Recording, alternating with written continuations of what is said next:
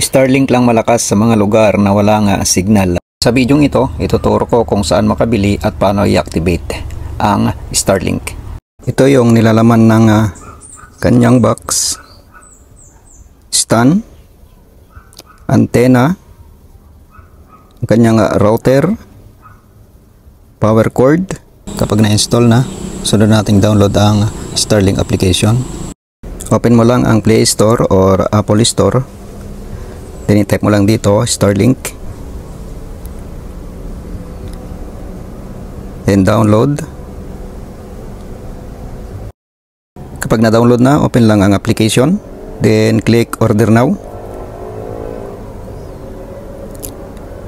Dito makikita yung residential, room at saka both. Itong residential, hindi mo pwede itong ilipat-lipat. Itong room, pwede mo itong ilipat-lipat kahit saan. So piliin natin ang room. Then ilalagay na natin dito yung location natin sa nating ilalagay ang ating Starlink. Kapag okay na, pindutin ang order now. So ito na yung lalabas. Piliin natin itong I already have my Starlink dahil nakabili na tayo. Lalabas na agad ang kit number. Ito ang ilalagay natin.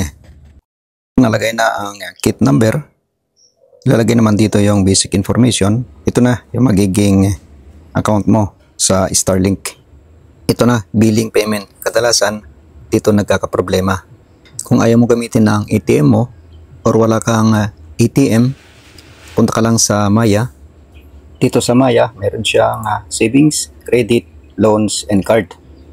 Dito sa card, click mo lang dito yung card mo, then click mo itong show card details. Ito na yung lalabas. Nandito na lahat yung mga kakailanganin mo para makumpleto mo ang billing information sa Starlink. Meron na siyang card number, validity, at CVV. Kapag nakumpleto mo na ang billing information, click mo na itong place order.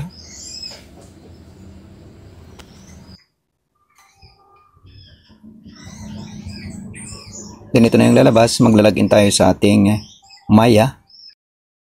Meron tayong matatanggap na OTP. Lagay lang natin dito yung OTP dito sa box. Yan, account verification successful.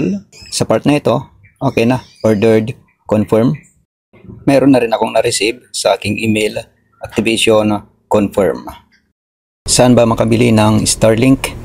Nabili ko ito sa Silicon Valley SM Pulilan, Bulacan. Pwede rin kayo bumili through online. Visit lang ang starlink.com. Open lang ang kanilang website. Then ito, pwede na kayong mag-order dito.